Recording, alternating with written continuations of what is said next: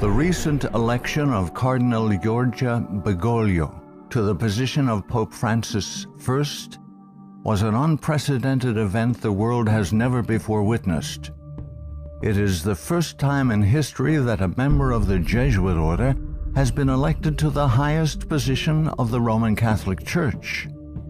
Reactions worldwide varied from jubilation to matter-of-fact acceptance to disinterest.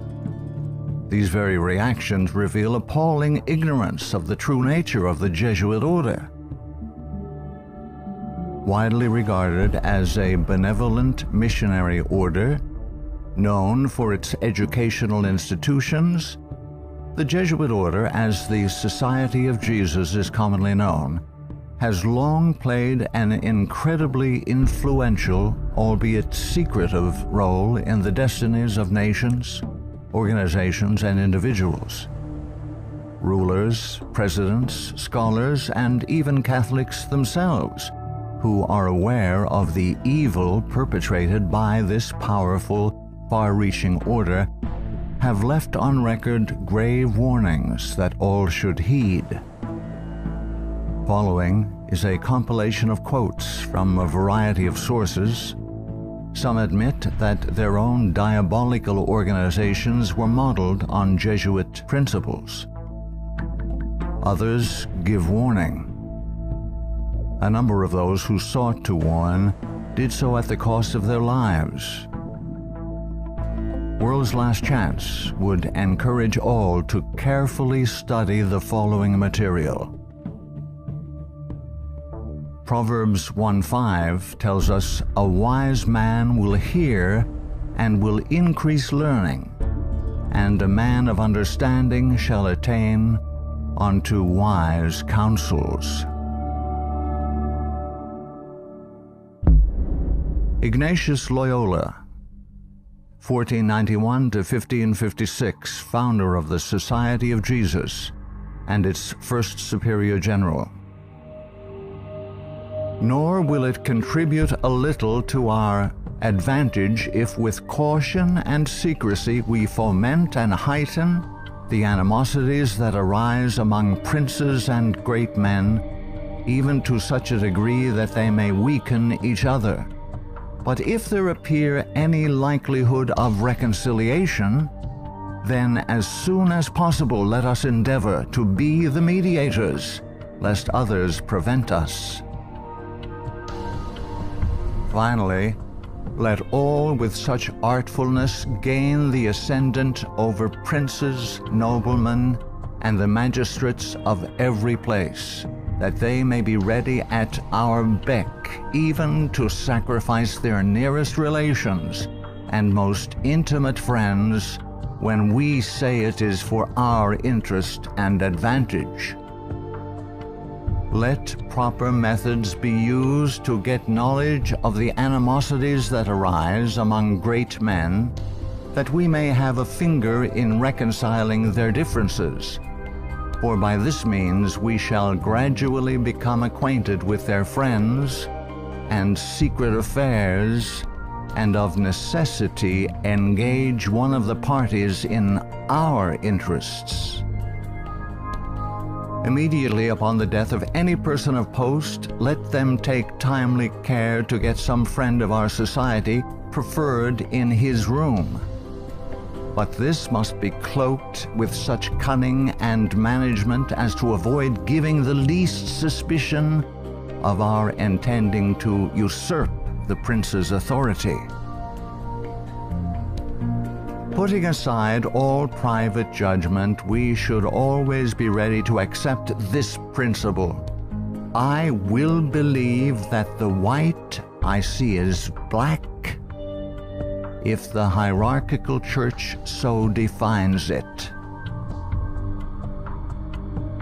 Princes and persons of distinction everywhere must, by all means, be so managed that we may have their ear, and that will easily secure their hearts. by which way of proceeding all persons will become our creatures, and no one will dare to give the society the least disquiet or opposition.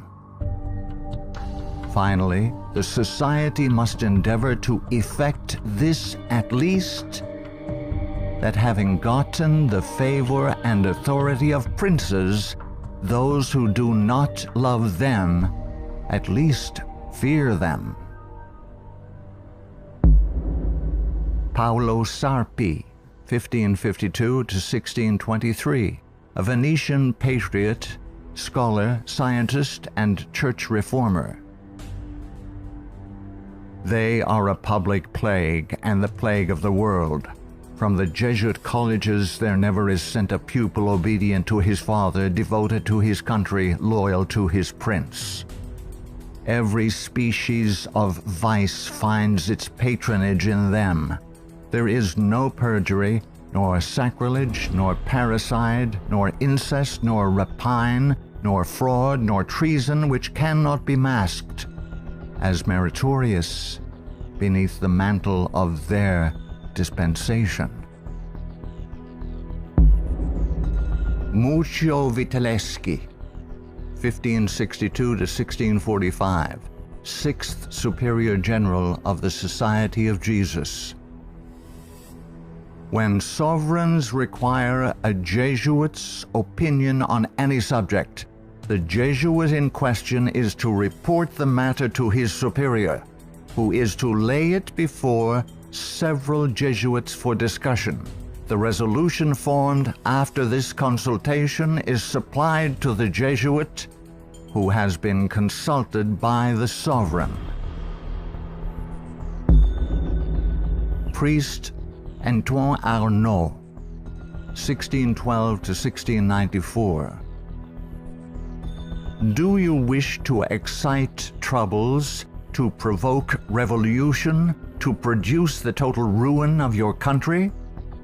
Call in the Jesuits and build magnificent colleges for these hot-headed religionists. Suffer those audacious priests in their dictatorial and dogmatic tone to decide on affairs of state. Michelangelo Tamburini, 1648 to 1730, 14th Superior General of the Society of Jesus.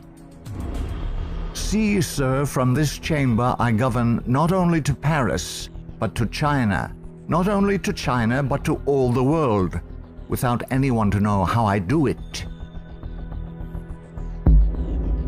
Pope Clement XIV, 1705 to 1774. Following are Pope Clement XIV's words upon signing the bull of suppression and extinction of the Jesuits. A bull is the strongest legal document a pope can issue. The suppression is accomplished. I do not repent of it, having only resolved on it after examining and weighing everything, and because I thought it necessary for the Church. If it were not done, I would do it now. But this suppression will be my death. Pope Clement XIV knew the Jesuits very well and expected to die at their hands. He was correct. He was poisoned. A peasant woman was persuaded by means of a disguise to procure entrance into the Vatican and offered to the Pope a fig in which poison was concealed. Clement XIV was exceedingly fond of this fruit and ate it without hesitation. The same day the first symptoms of severe illness were observed, and to these rapidly succeeding violent inflammation of the bowels. He soon became convinced that he was poisoned and remarked, "Alas, I knew they would poison me, but I did not expect to die in so slow and cruel a manner." His terrible sufferings continued for several months. When he died, the poor victim, said Comenin, of the execrable Jesuits to which the Bishop of Pistoia Scipio di Ricci, the nephew and heir of Jesuit General Ricci, fully agreed. Pope Pius VII, the Pope who restored the Society of Jesus. Soon after Pope Pius VII was released from Napoleon's prison in 1814, he quickly restored the Society of Jesus with the papal bull Sollicitudo Omnium Ecclesiarum. If any should again attempt to abolish it, the Society of Jesus, he would incur the indignation of Almighty God and of the holy apostles Peter and Paul.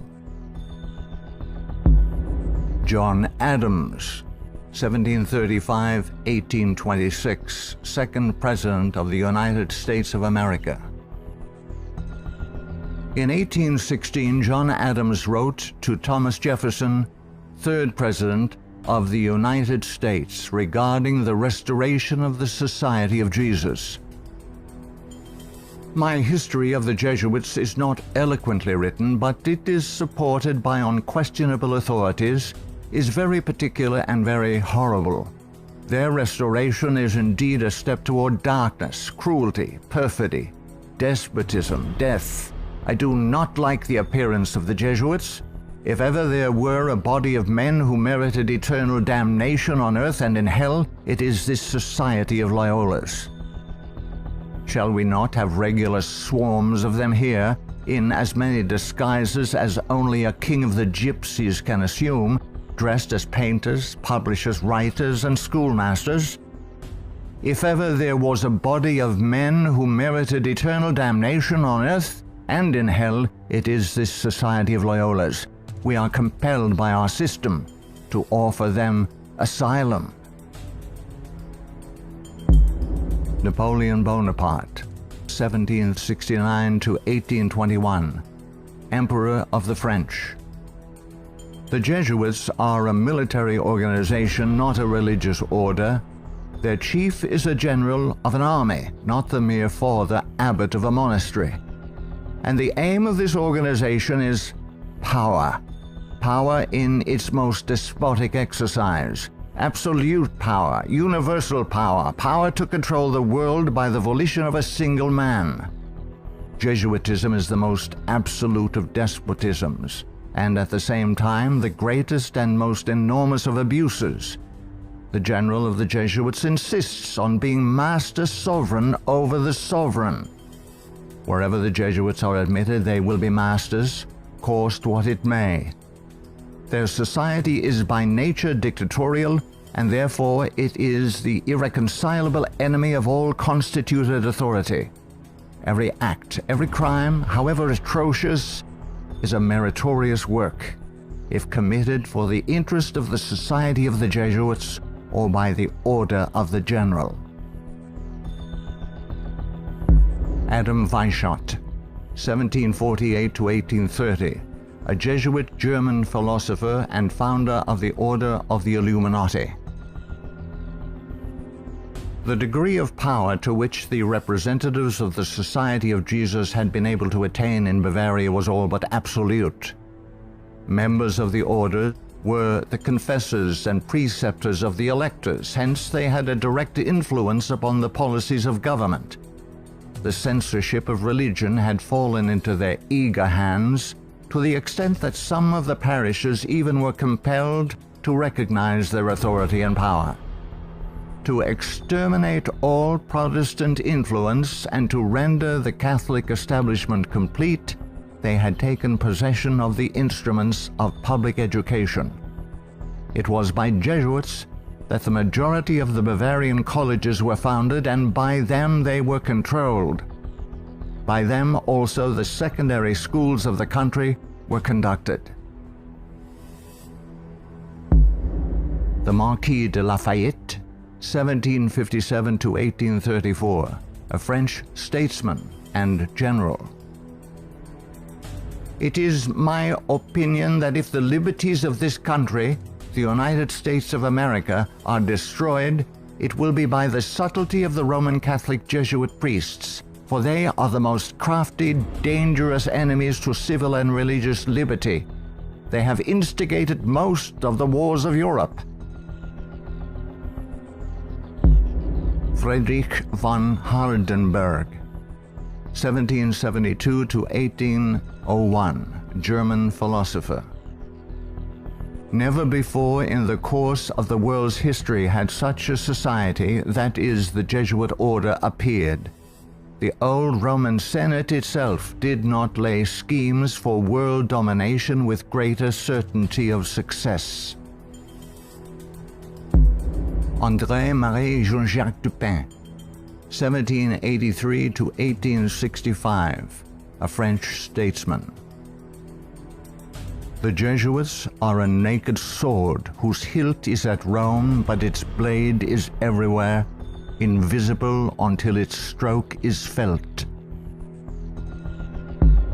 Samuel Morse, 1791 to 1872, American inventor of the telegraph. They are Jesuits. This society of men, after exerting their tyranny for upwards of 200 years, at length became so formidable to the world, threatening the entire subversion of all social order, that even the Pope, whose devoted subjects they are and must be by the vow of their society, was compelled to dissolve them. They had not been suppressed, however, for 50 years before the waning influence of popery and despotism required their useful labors to resist the light of democratic liberty, and the Pope, Pius VII, simultaneously with the formation of the Holy Alliance, revived the order of the Jesuits in all their aureory. From their vow of unqualified submission to the sovereign pontiff, they have been appropriately called the Pope's bodyguard. And do Americans need to be told what Jesuits are?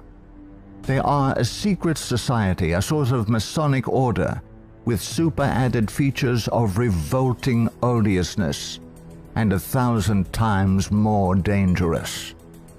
They are not merely priests or of one religious creed.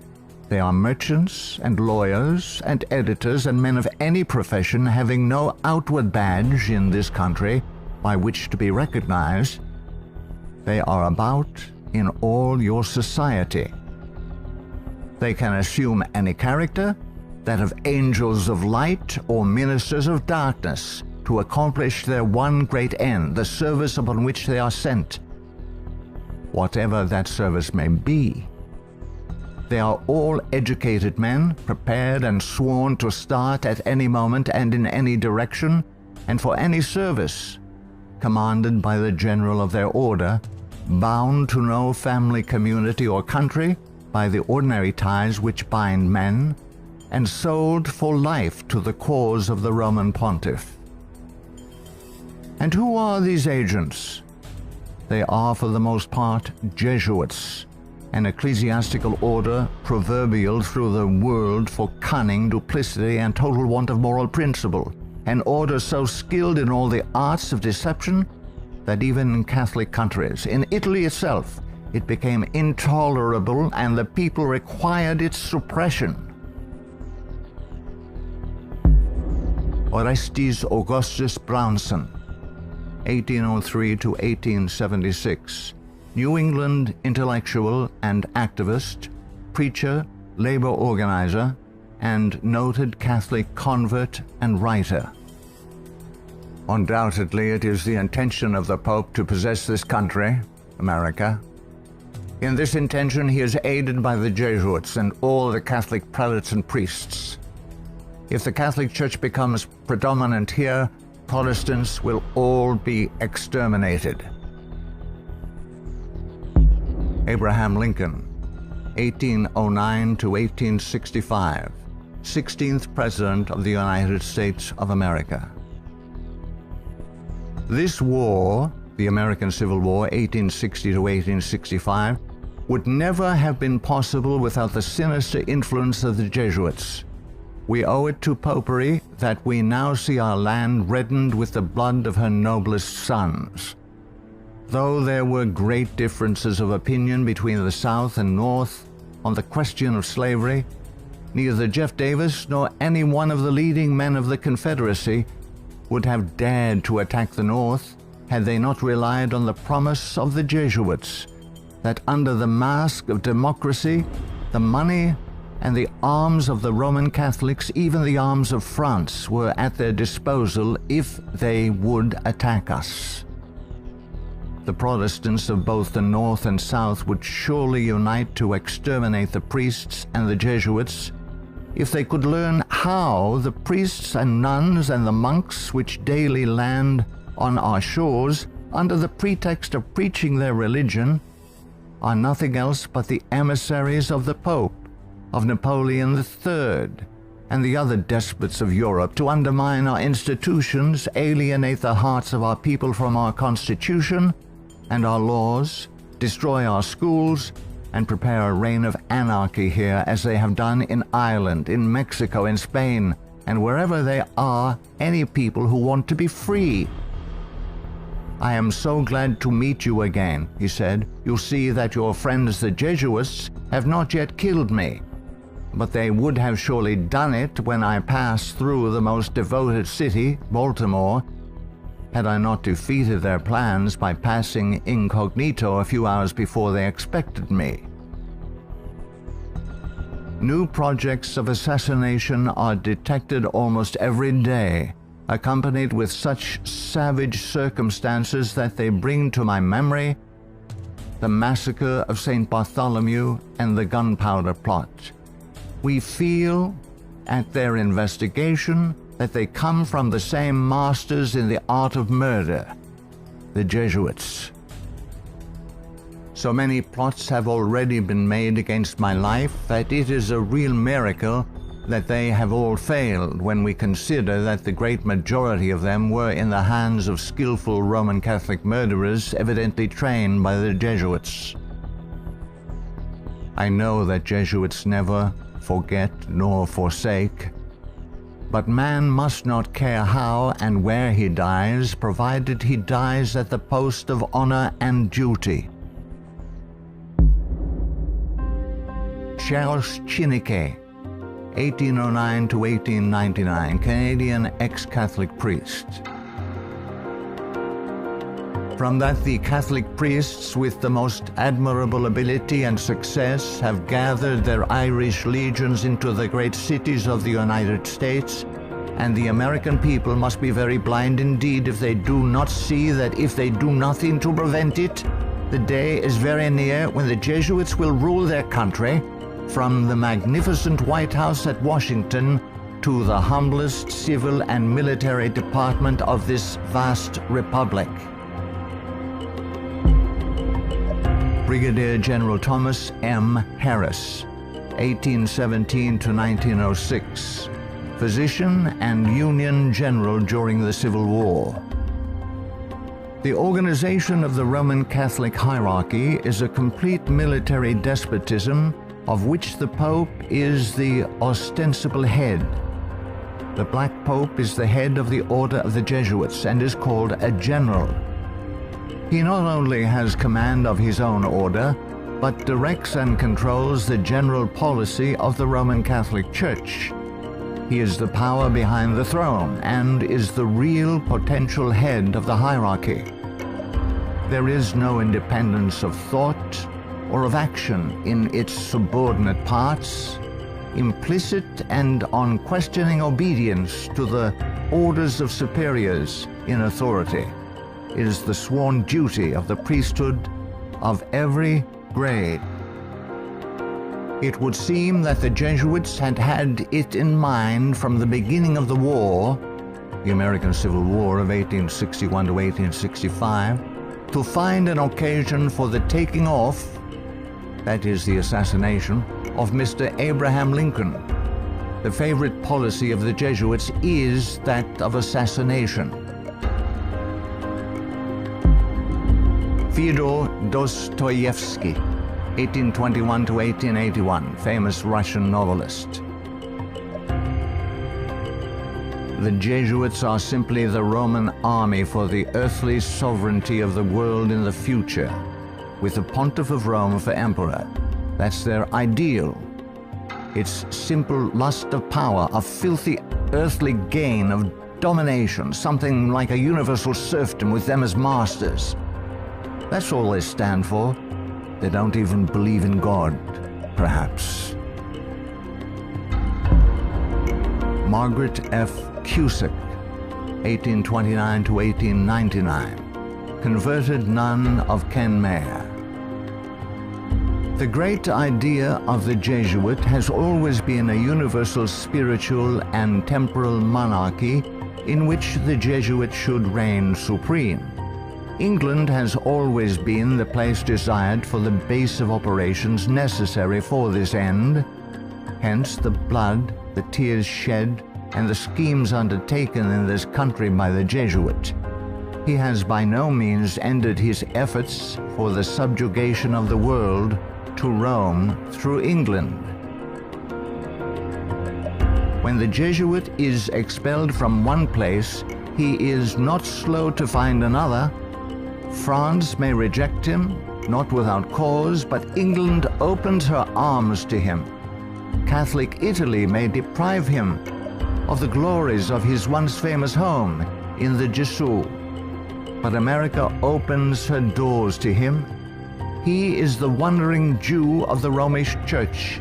He is followed by the execrations of those by whom he was once beloved until they discovered his iniquities. Charles Haddon Spurgeon, 1834 to 1892, British particular Baptist preacher known as the Prince of Preachers. Our ancient enemies have small belief in our common sense if they imagine that we shall ever be able to trust them, after having so often beheld the depths of Jesuitical cunning and duplicity. The sooner we let certain archbishops and cardinals know that we are aware of their designs and will in nothing cooperate with them, the better for us and our country. Of course, we shall be howled at as bigots, but we can afford to smile at that cry when it comes from the church which invented the Inquisition. No peace with Rome is the motto of reason as well as of religion. Richard W. Thompson, 1809 to 1900, Secretary of the Navy, United States of America. The Jesuits are the deadly enemies of civil and religious liberty. The Jesuit general occupies the place of God and must be obeyed, howsoever the peace and welfare of the multitude may be imperiled or the nations be convulsed from center to circumference. The Society of Jesuits must obtain the mastery, even if general anarchy shall prevail, or all the world besides be covered with the fragments of a universal wreck. The sovereigns of the Holy Alliance had massed large armies and soon entered into a pledge to devote them to the suppression of all uprisings of the people in favor of free government. And he, Pius VII, desired to devote the Jesuits, supported by his pontifical power, to the accomplishment of that end. He knew how faithfully they would apply themselves to that work, and hence he counseled them in his decree of restoration to strictly observe the useful advices and salutary counsels whereby Loyola had made absolution the cornerstone of the society. Luigi de Sanctis, 19th century ex-official censor of the Inquisition. All these things caused the Father General of the Jesuits to be feared by the Pope and sovereigns. A sovereign who is not there, the Jesuits' friend, will sooner or later experience their vengeance. At what then do the Jesuits aim? According to them, they only seek the greater glory of God. But if you examine the facts, you will find that they aim at universal dominion alone. They have rendered themselves indispensable to the Pope, who without them could not exist, because Catholicism is identified with them. They have rendered themselves indispensable to governors and hold revolutions in their hands.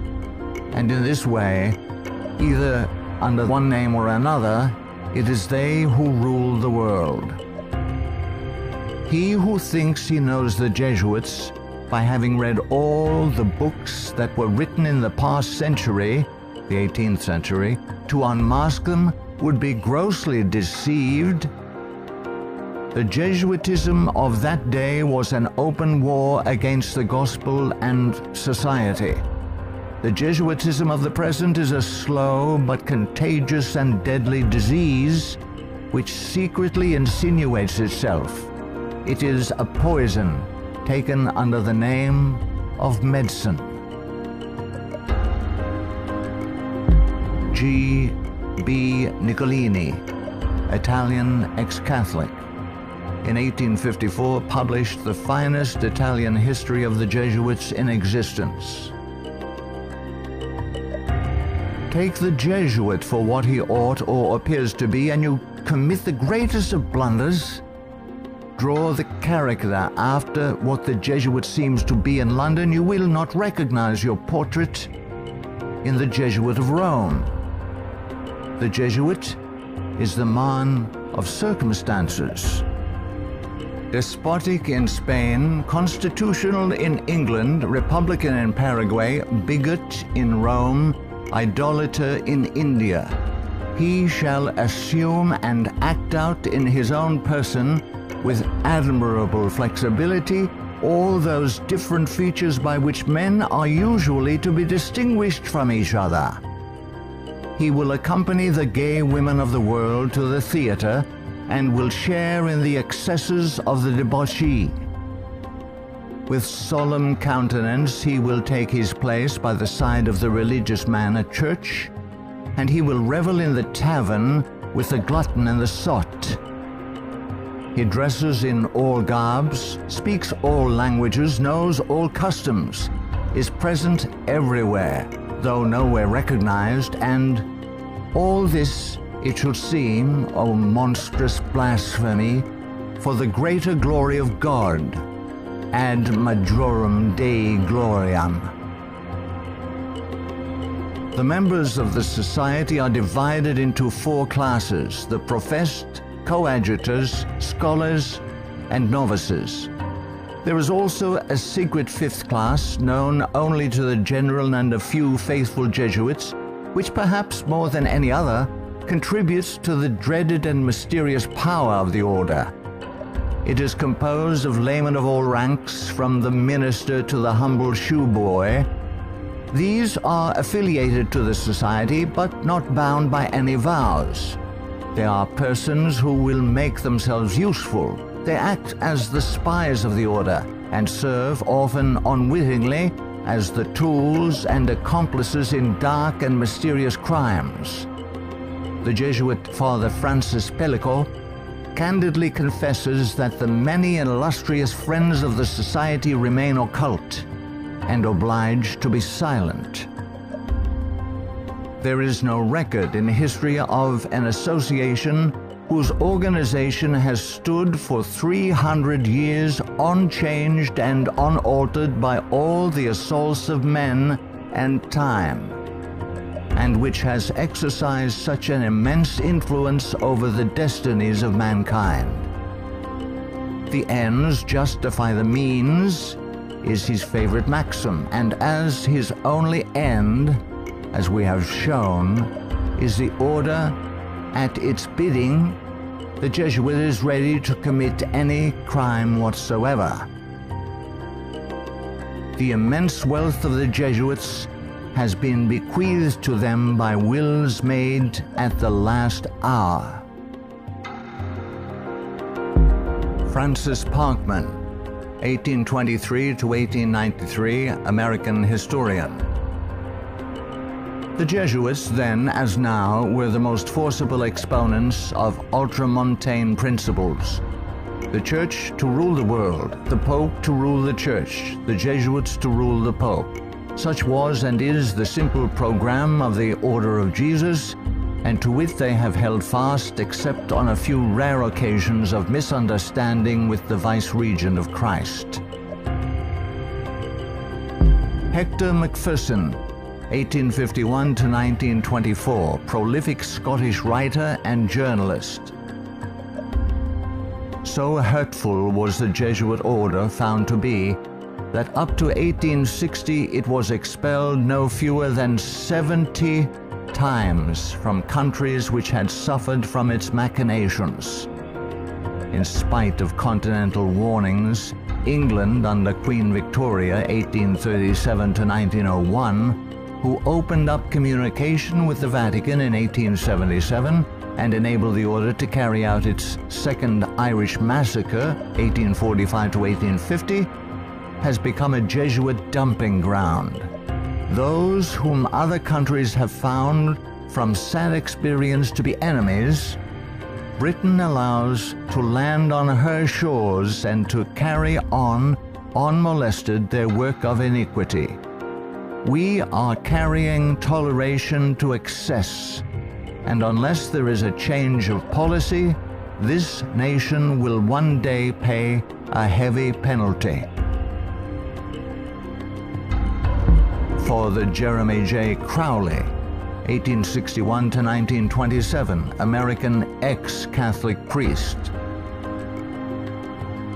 All through the Middle Ages and the Renaissance period, the popes kept Italy in turmoil and bloodshed for their own family and territorial advantages, and they kept all Europe in turmoil for 2 centuries after the Reformation, in fact, just as long as they could in the wars of religion.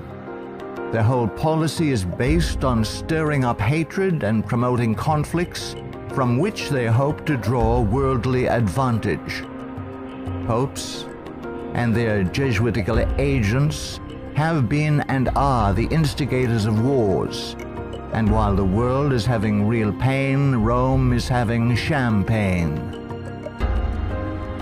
The Jesuit Superior General is at the head of this black and mute militia which thinks, wills, acts, obeys as the passive instrument of his designs. Their whole life must have but one aim, the advancement of the Jesuit order to which they are attached. How long shall the Roman Catholic hierarchy play the people for fools? Shall the government be of the people, for the people, and by the people, or by the Pope? Let's not let the Pope of Rome name our president for us. Lovers of your country, beware of Jesuitical intrigues, the political power of Romanism, and the honeyed words of politicians reaching after the presidency. Ellen G. White, 1827 to 1915, prolific author and American Christian pioneer. Jesuitism inspired its followers with fanaticism. There was no crime too great for them to commit, no deception too base for them to practice, no disguise too difficult for them to assume. It was a fundamental principle of the order that the end justifies the means. By this code, lying, theft, perjury, assassination were not only pardonable but commendable when they serve the interests of the Church. Under various disguises, the Jesuits worked their way into offices of state, climbing up to be the counselors of kings and shaping the policy of nations.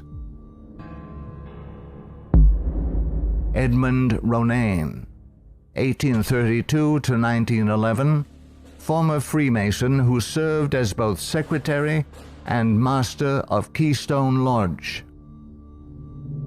The religion of Masonry is a system of absolute despotism, and like that of Rome, demands a blind, unquestioning obedience to all its laws, rules, and edicts, whether right or wrong. What a singular commentary on the indifference, the subserviency, or the cowardice of society, that an institution professedly organized by such cunning knaves, the Jesuits, and for such base purposes, and which has been sustained by fraud, falsehood, and deception from the commencement of its career to the present time, should be permitted today to dictate to, if not virtually to rule the nation, and to create such a dread in communities that even some of the ministers of Christian denominations, who detest its vile philosophy and who would like to see it swept from the face of the earth, are absolutely afraid to mention its name, either in the pulpit, the prayer meeting, or the Sabbath school, lest its secret vendetta vengeance might, in some concealed manner, be wreaked upon them. Adolf Hitler, 1889 to 1945, Austrian-born German politician and the leader of the Nazi Party. I have learned most of all from the Jesuit order. So far, there has been nothing more imposing on earth than the hierarchical organization of the Catholic Church. A good part of that organization I have transported direct to my own party. The Catholic Church must be held up as an example. I will tell you a secret. I am founding an order. In Himmler, I see our Ignatius de Loyola. Walter Friedrich Schellenberg, 1910 to 1952, German SS Brigadier Führer, who rose through the ranks of the SS to become the head of foreign intelligence. The SS had been organized by Himmler according to the principles of the Jesuit order. The rules of service and spiritual exercises prescribed by Ignatius de Loyola constituted a model which Himmler strove carefully to copy. Absolute obedience was the supreme rule. Every order had to be executed without comment. Avro Manhattan, 1914 to 1990, a writer and philosopher. The Jesuits are one of the largest stockholders in the American Steel Company, Republic, and National. They are also among the most important owners of the four greatest aircraft manufacturing companies in the U.S., Boeing, Lockheed, Douglas, and Curtiss-Wright. No political event or circumstance can be evaluated without the knowledge of the Vatican's part in it, and no significant world situation exists in which the Vatican does not play an important explicit or implicit role. Alberto Rivera, 1935 to 1997, ex-Jesuit. The higher I went in the Jesuit order, the more corruption I saw of it in the institution. I was invited to attend a secret black mass by high-ranking Jesuits, including Superior General Pedro Arupe, in a monastery in the northern part of Spain. When I knelt to kiss the ring of a high official, I saw a symbol on that ring that made my blood run cold. It was a Masonic symbol, the compass and the square. A thing I hated, and I had been told to fight against it. I found out the Jesuit general was also a Mason and a member of the Communist Party in Spain. Frederick Tupper Southey III, 1936 to 2007, American composer, musician, author, and artist. The Roman Inquisition had been administered since 1542 by the Jesuits. Edmund Paris, 1894 to 1970, author of The Secret History of the Jesuits.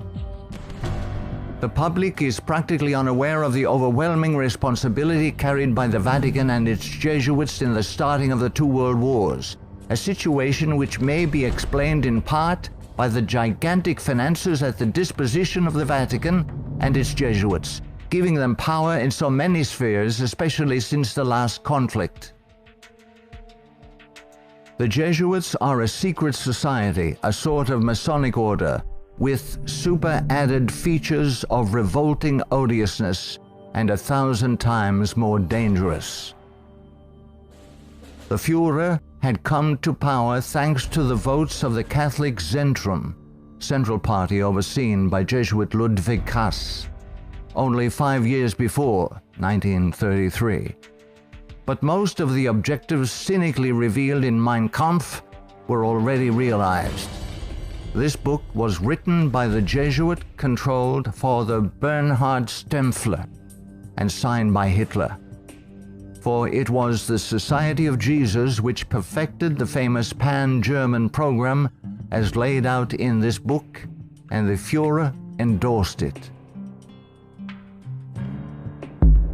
Nino Lobello, 1922 to 1997, American author and journalist, specialized in writing about the Vatican.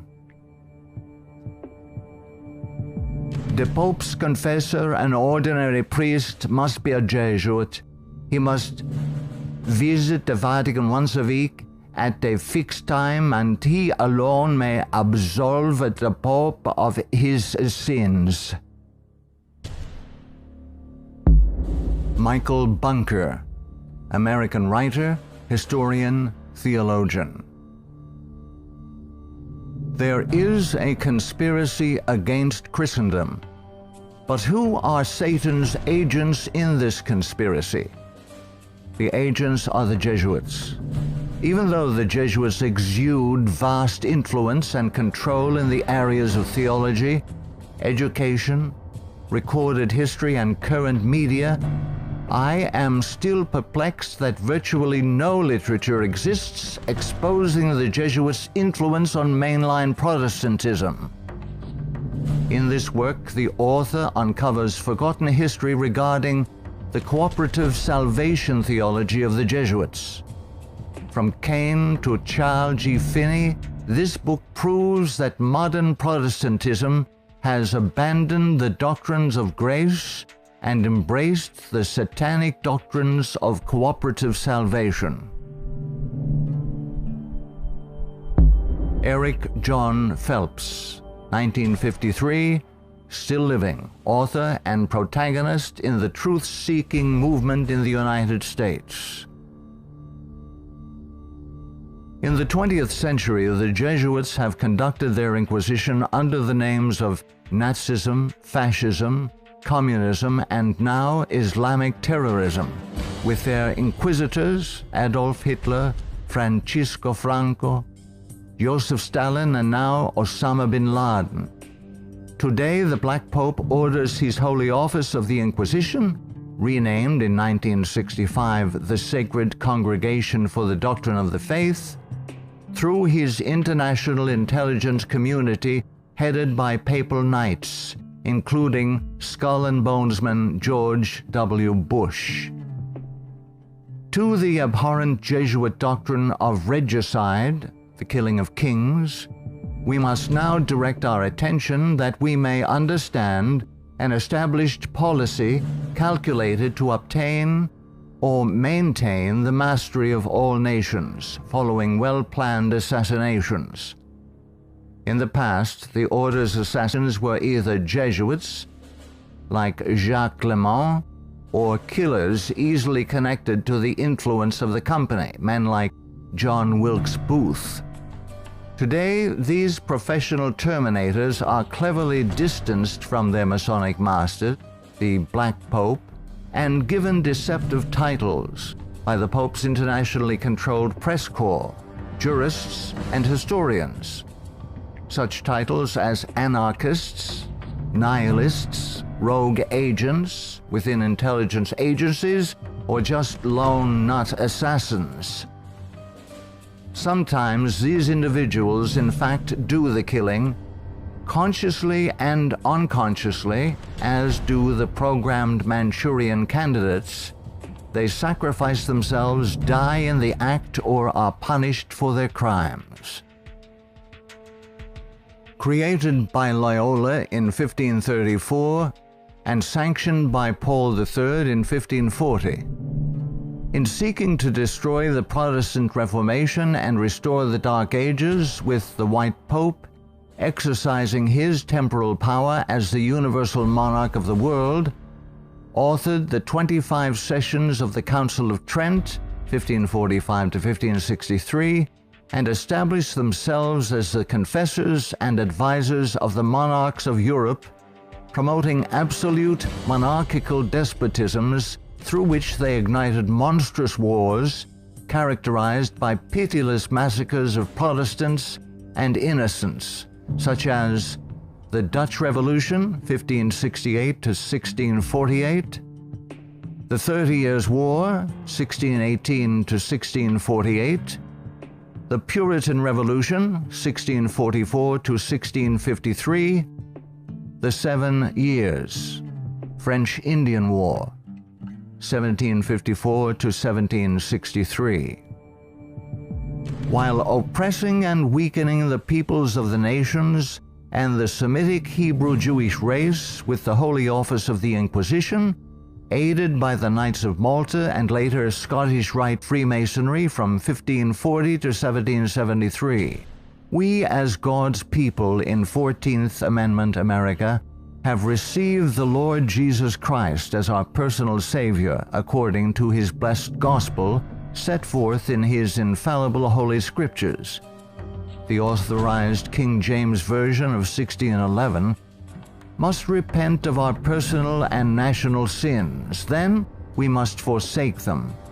Some of those sins are: 1.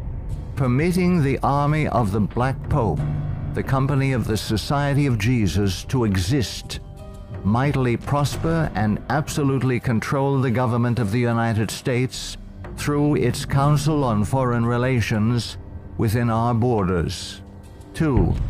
Believing the Jesuit-controlled American press, which has continually lied and deceived us throughout the 20th century. 3.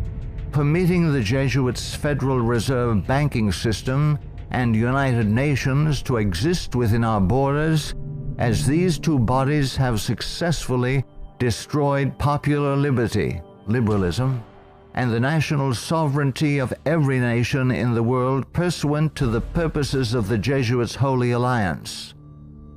4.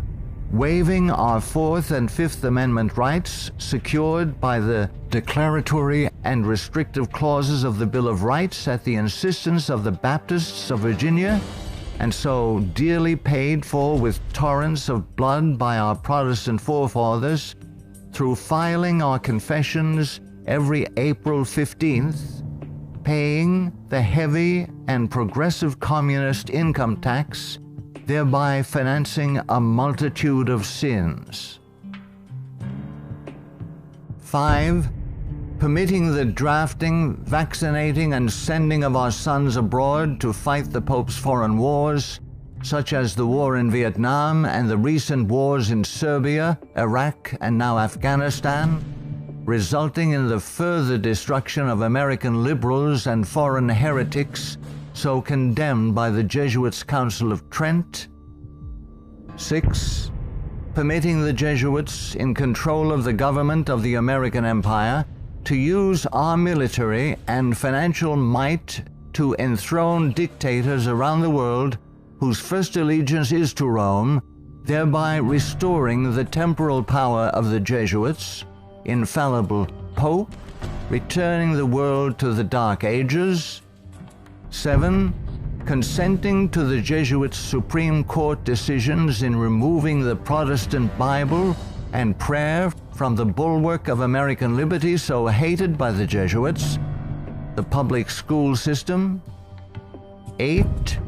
consenting to the immigration of millions of Roman Catholics and pagan persons of color whose loyalty to the Pope or their own race, religion, and nationality is greater than their loyalty to our Protestant Constitution and Republican form of government, thereby creating a multitude of agitations justifying more centralization of power in Washington, D.C., and through amalgamation, the Africanization of the American white Celtic Anglo-Saxon race being historically the greatest enemy of the Jesuit order, especially its Bible-believing Protestants and Baptists, as intended by the Company of Jesus pursuant to its Jesuit oath. 9. Consenting to the Jesuit Supreme Court's several decisions of forced integration resulting in the destruction of both the white and black races through amalgamation, as the exchange of viruses, bacteria, and parasites unique to each race creates powerful combinations in the offspring, producing a non-resistant, weak, and sterile population within 5 generations. 10. Consenting to the Jesuit Supreme Court's decision of legalized abortion, resulting in the mass murder of unborn babies, polluting the land with innocent blood, ultimately collapsing the Ponzi scheme called the Social Security system, justifying mass murder of the elderly by the coming fascist dictator, provoking the Lord against us to consume us until there be no remnant nor escaping in the land, by means of a massive military invasion composed of a coalition of nations, cleansing the land with the blood of unrepentant and unforgiven American murderers. 11. Succumbing to race hatred as a result of Jesuit-controlled Masonic agitators such as the White Knights of the Ku Klux Klan and the Black Nation of Islam, justifying the imposition of martial law when the inner-city race wars begin. 12. Sheepishly giving up our real wealth, gold and silver coins in exchange for indulgences, the Jesuits' worthless paper money called Federal Reserve notes, and thereby becoming a nation of overworked, unprincipled, money-hungry thieves. 13. Consenting to the cattle brand of the Jesuits' Social Security number as a means of identification to be used by their international intelligence community, begun by Hitler's SS at Dachau, it being the forerunner of. 14. Obeying the evil 1968 gun law of Nazi origin and thereby, upon purchasing new firearms, blindly registering our guns, our swords of just defense, enabling the coming Jesuit-controlled white fascist military dictator to ultimately take them from us, making our annihilation sure pursuant to the Council of Trent. 15. Committing a multitude of personal sins, both public and private, ensuring that our annihilation will be a righteous act in the eyes of both the risen Son of God and mortal man. Far from being the benevolent educational missionary society many view the Society of Jesus as being, the Jesuit order is responsible for some of the most heinous acts in recorded history.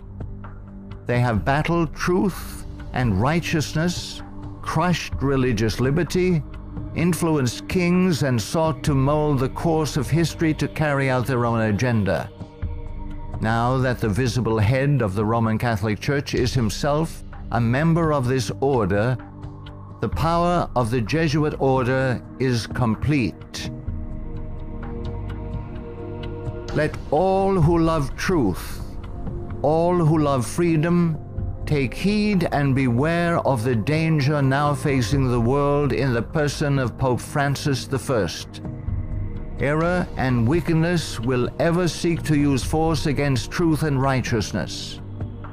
Now is the time to draw close to Yahuwah, setting aside the sin that doth so easily beset, and surrender all to the Creator. He will accept all who come to Him in faith. A prudent man foreseeth the evil, and hideth himself, but the simple pass on, and are punished.